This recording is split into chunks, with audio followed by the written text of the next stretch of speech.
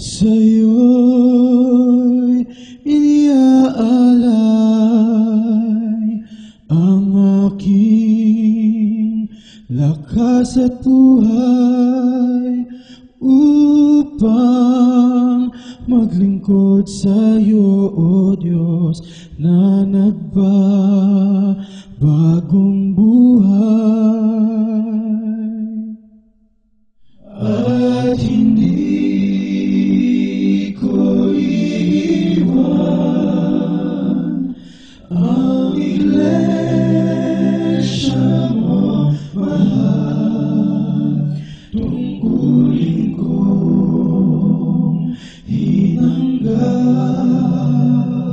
di ko babayaan.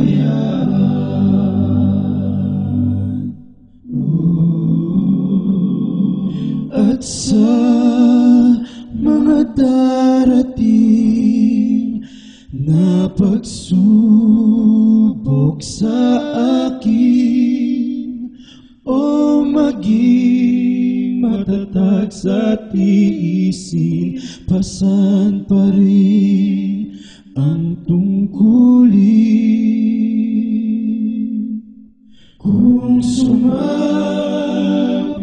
ang araw na ako ay papanaw,